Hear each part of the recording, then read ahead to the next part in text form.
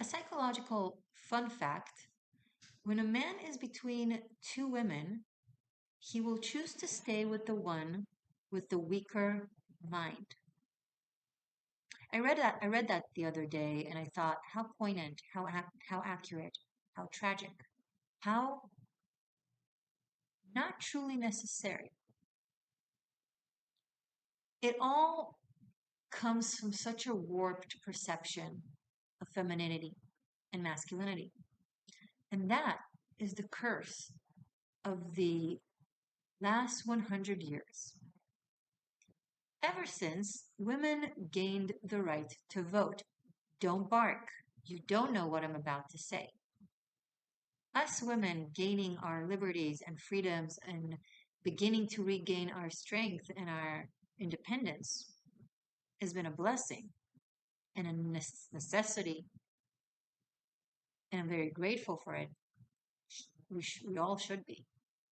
However, by virtue of the pendulum effect, when we are either as individuals or as society in one extreme, in order to find healing and balance, our nature has to be pulled or pull itself to the other extreme before it can tone itself down somewhere in the balanced, healthy, not compromising, yet balanced, healthy middle. Right now, in the past 100 years, we've been in absolute swing to the other extreme.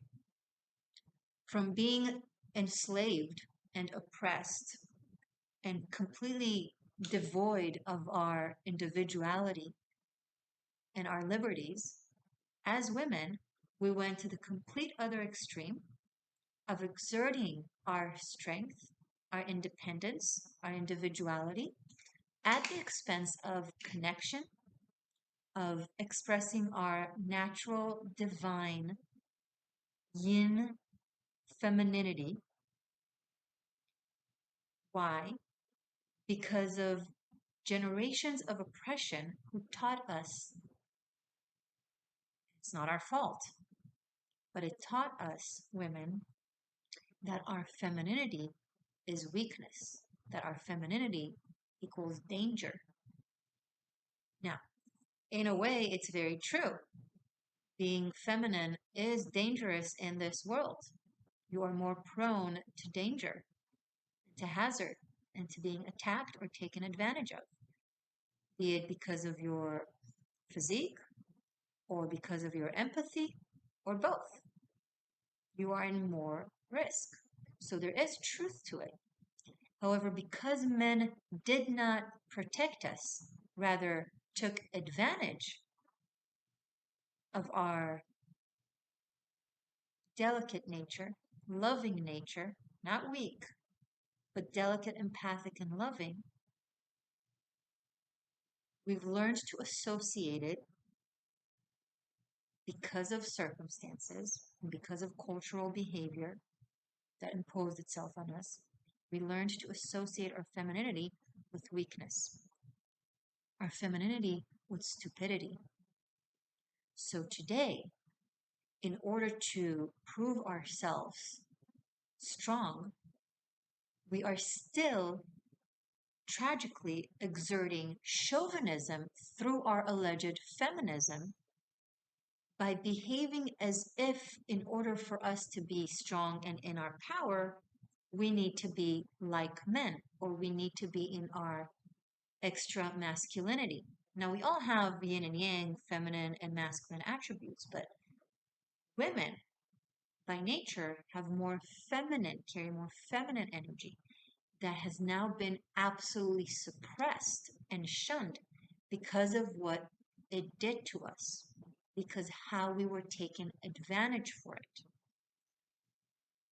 This evolution of empowerment, pretty much threw out the baby with the bathwater. Because this isn't about being masculine in order to be powerful. If anything, you're saying vicariously that, well, in order for me to be strong, I need to be masculine. Then you're saying that being feminine means that you're weak. And in order for you to be strong, you can't be feminine, you gotta be masculine. You gotta be like a man. That is not feminism. That is the opposite of feminism. Feminism is the empowerment of femininity and the power in femininity that already exists in it by nature. We just forgot how to be powerful feminines because it got so oppressed throughout the times. And the only thing we've learned as women about power is the power that men exert. It's different types of power, not lesser or higher, just different types and forms, nonetheless very powerful.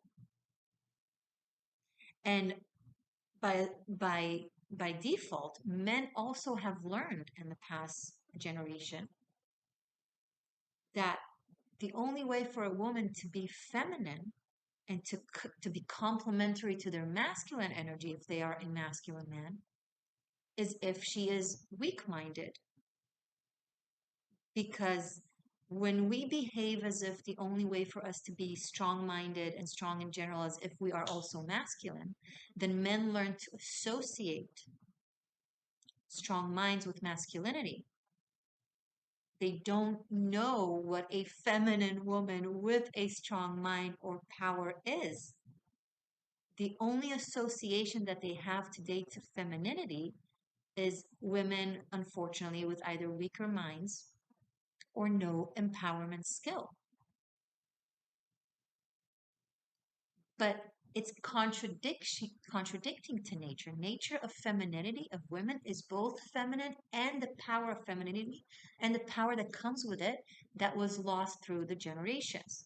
However, it is very, very familiar to ancient women and ancient cultures and civilizations and ancient tribes. In the Viking era, you'd be surprised, many of Vikings were female warriors. Not that they were any less feminine or any less sexual or sensual or in their feminine behavior. All the ancient goddesses from Greek mythology, from Roman mythology, think Venus, think Diana, think Freya, think Persephone. They were all exceptionally beautiful, feminine goddesses of love, beauty, poetry, but also of warfare. They were ferocious simultaneously and not in contradiction. There's a reason why, for example, Venus rules both femininity and money by commerce. Money is the modern association with it, but commerce, the power of it. And when in the old days, when men used to go off on their adventures, wherever they may be, women who stayed behind to protect the tribe and the home, what do you think that means? Protecting from robbers, from animals, carnivores, from they were also fighters and protectors, and also had very strong minds, strategic mind, the ability to look 360, are the natural feminine innate ability to do so many things at once. It's an incredible power of awareness, of clarity, of processing information really fast and responding appropriately really fast. Ever seen a mother seeing her child in danger? The stories of women lifting cars? That is your innate feminine power, and it comes from your maternal, loving femininity. Doesn't mean you have to be a mother, but it's your innate nature that we lost because when we were in that innate nature for so long, toxic patriarchy has suppressed it. And they made us believe that it's our weakness because they knew back then, today men don't know it, unfortunately, but back then men knew how powerful femininity, a woman that is truly in her feminine energy, how powerful it is. Women were the true leaders of societies and of clans in the old days, prior to religion and patriarchy. Okay? So we lost that power over the millennia. Now, for the past 100 years, we have regained it. Good, great. However, because we're so close in history to societies that utilized our femininity as ways of taking advantage of us and imprisoning us and limiting us, even to like think of mundane things that you wouldn't think about, like, oh, you can't have a child beyond the early 30s. Your biology, your clock is ticking. It's not possible. It is possible biologically. That is false narrative. It's not actually true scientifically. The reason most women don't go to having children in early 40s and 50s is because what's the word? It's psychological brainwash. If you're told your entire life you can't do something at a certain point, then at that point your entire system's like, okay, I can do it. I can't do it. From your conscious to your subconscious, and it affects your body. Psychosomatic. That was the word I was looking for. I can give so many examples, but I think you're getting the picture. So, what is happening right now in our society, women don't know that by tapping into their femininity, that's where they'll find their absolute power of skill, of leadership, of creation. It's just a different place. It's from a place of receiving energy. It's a receptor type of power where you take energy and you utilize it against your enemy, or you utilize energy, you process it, you transmute it, and you make something out of it. You make something out of nothing. That's the feminine power of creation. When something is literally birthed out of you. The power of manifestation that is based in love, empathy, and a 360 type of, ability to absorb reality and recognize everything that is happening around you. How powerful it is when a woman can pick up on the most subtle cues of body language, of what is said between the lines, of how people feel. Can you imagine the power of that? Of helping people, of guiding, the ability to help people utilizing that skill, the ability to guide people utilizing that skill, the ability to bring people together instead of apart, and the ability to foresee what the enemy is planning before they're going to do it, because you put yourself in their mind. You know what they're about to do because you understand what makes them tick, what triggers them, what's their emotional processes. You have that ability. Women who tap into that power are infinitely powerful. So when women tap into aggression, assertion, all the masculine traits in order to express their power, they will never actually reach their full potential of power because they're utilizing masculine power within feminine energy. There's just so much that you can do without completely depleting your energy. Now, do whatever you want. I'm just telling you, if you're really into independence and power, utilize your feminine power. That includes your beauty, that includes your femininity. It is your femininity. However, it plays out for you. A woman that chooses to raise a family, that's not weakness, that's power. However, you can also utilize feminine energy to be a CEO.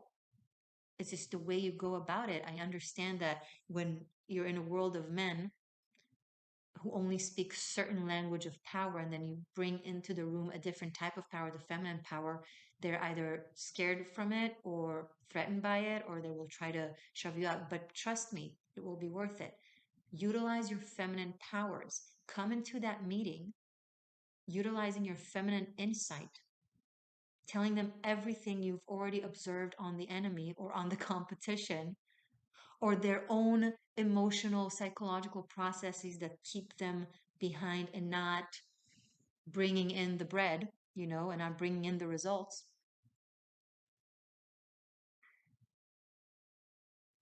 And that's how they'll recognize the power of your brain engine within your feminine energy.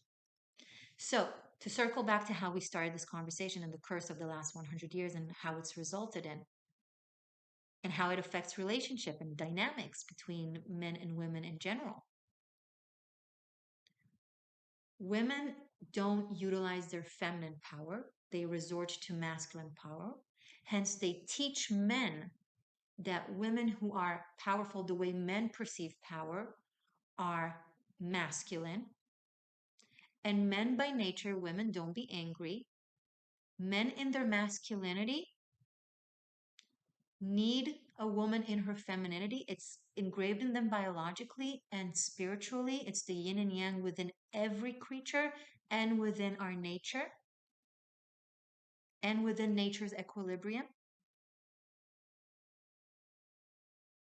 It's just nature's way of constantly keeping things calibrated, the ebbs and flows. Okay? It's the physics that we're bound to, the yin and yang, the polarities, the hermetic law. So masculine men, and I'm not referring to men who are more in their feminine energy, who will draw women who are more in their masculine energy. So women, if you're wondering why you're always drawing in passive men that are not really go-getting and they're not really active with you and they're kind of let you do everything and they're not really initiative and they don't really, stir something in you. It's because you're probably more in your masculine power. Now, that's a choice that you can take as long as it's a conscientious choice, as long as it's an informed choice, as long as you're not doing that because you think that that's where power and independence is. I get why you were made to believe that. It is a tragedy that was imposed on us as women. So it's not your fault. I'm not saying this to shame you. However, I'm saying this for you to recognize it and understand it. And if you still choose to be in masculine energy and drawing in feminine energy, that's your choice. Do you, boo. But be informed. Know that a woman in her femininity is powerful. And once you know that and exert that, tap into your femininity and act from feminine power, men will learn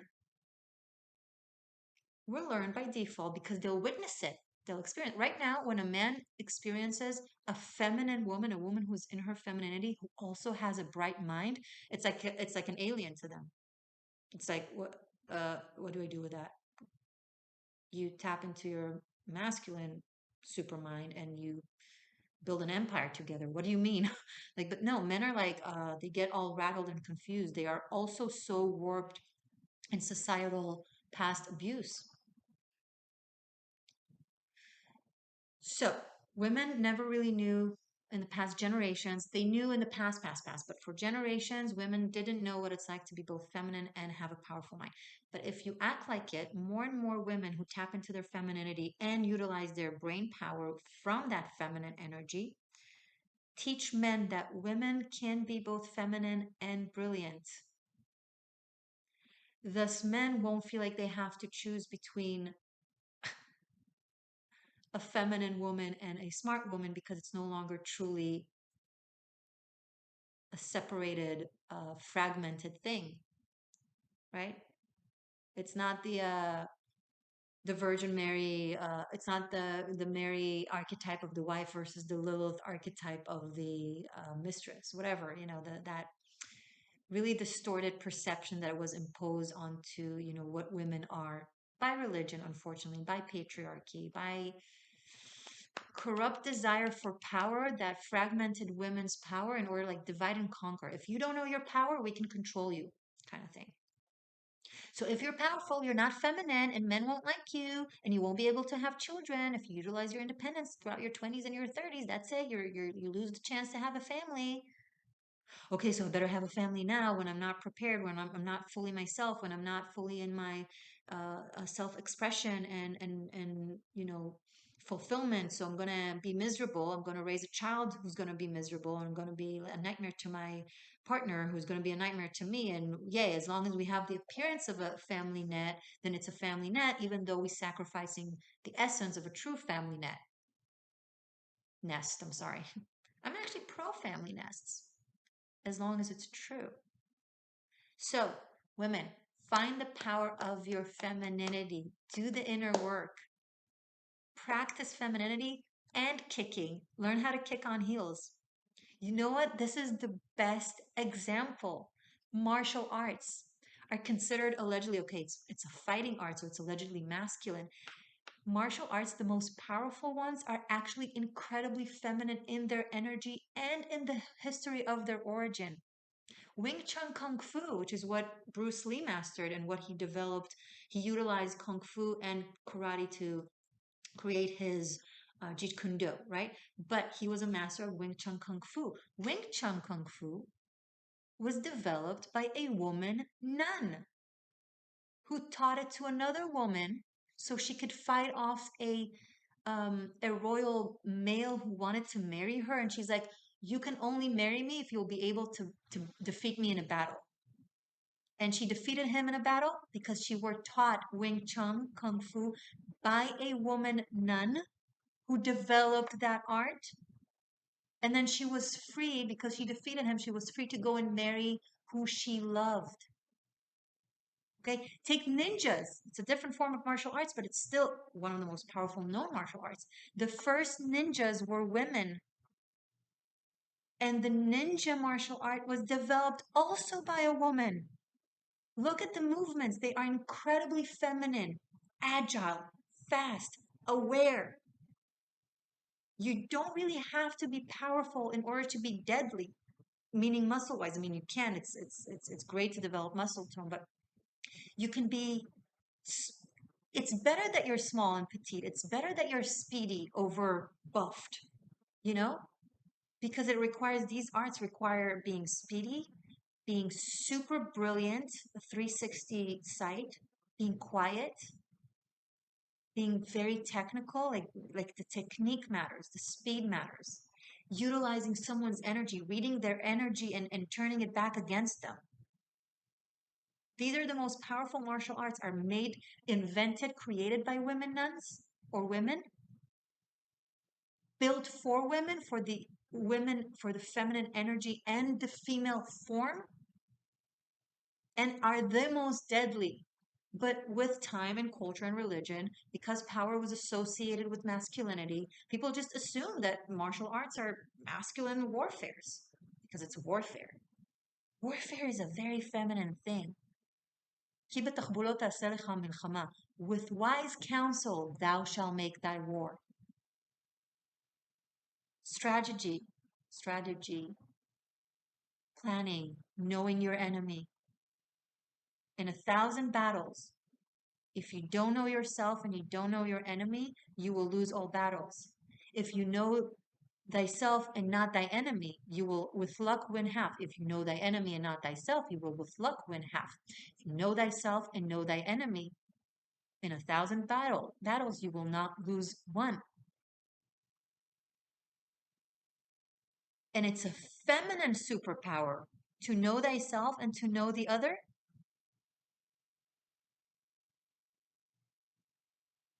Women, stop acting like men to prove that you're powerful. You're doing the opposite and you're weakening yourself. If you tap into your femininity, you will be even more powerful in ways that you have not been able to even perceive. Even uke in Japanese, which is the word for block. Block, that's a wrong translation. Uke means to receive, to accept, meaning taking the punch and moving with it in a way in which you don't get hurt, and then you turn it around against your enemy. Even in karate, that is considered more masculine because it took the karate from Okinawa, where it was born, and it went through a few hundred years in Japan and kind of was morphed. And Japan has a very masculine, patriarchal, suppressive of women mindset. So it went through the screen, the filter of the Japanese culture then. So it was associated with masculinity and it was developed in a way that served more masculine energy, right? Focusing on the stiff and on the power. But originally, karate is also more feminine in nature. And dear men, when you associate femininity with stupidity, hence you choose the dumb woman because she's more feminine, I understand your need of femininity as complementary to you. That is natural and that is good. That's okay. That's the okay part. But when you're associating femininity with stupidity, you're limiting yourself. Because in order for you to tap into your masculine power, you need a woman in her feminine power. And in order for you to build an amazing life, you need to be a team. It needs to be the two of you operating like a super brain in a yin and yang that is complementary, that creates this, you know, completion. Because if you're only in your masculine energy and you choose a woman that is halfway in their feminine energy because she associate femininity with, not associate, she just doesn't get it, so she can't go for the trying to act like a man in order to be powerful. So she stays in the feminine, or she just chooses to limit her brain and her ability to satisfy a man or to find a man. So whether she is dumb or she acts dumb, either way, you're hanging out with a dumb, you with a dummy. You don't have the trajectory to build an amazing balance, masculine with feminine life, and the magic that comes from it. Integrating these energies, that's alchemy, that's magic, that's divinity, that's the path back to God. You can't integrate the polarities and the yin and the yang and the differences together and find the path back to oneness consciousness and back to um, you know being back with source, being back with God from the separation journey, with you being in your wholesome energy and the other side being half. Women, you need men in their power, in their masculine power. Men, you need women in their feminine power, not feminine weakness. So if you meet a woman like that, is both, it's rare today, but hopefully with this video, for example, or us waking up to our divine goddess power, to our goddess archetype, okay, to the ferocious, both feminine and warlord like energy. If you find one that is like that, don't treat her like an alien and don't be at oddity with it. Let it wake up the divine masculine in you. Women, you gotta teach men what powerful femininity is by tapping into your powerful femininity. And men, you need to help women do that by stop compromising on weaker minds. Again, you deserve that feminine energy with you. I get it. It's not what I'm talking against. I'm not talking against anyone. I'm just trying to help us. Help us all.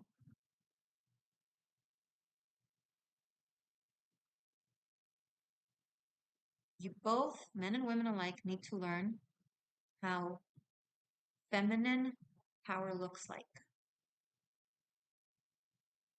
And then act act upon it. Sorry, just recognize my hair is like, I want it to look prettier, even though it's just the end of the video. Anyway, you're getting my point. I love you guys. Everything is right here in this link. Be sure to subscribe, join the Existential Shift, yada yada, and go kick ass. Bye.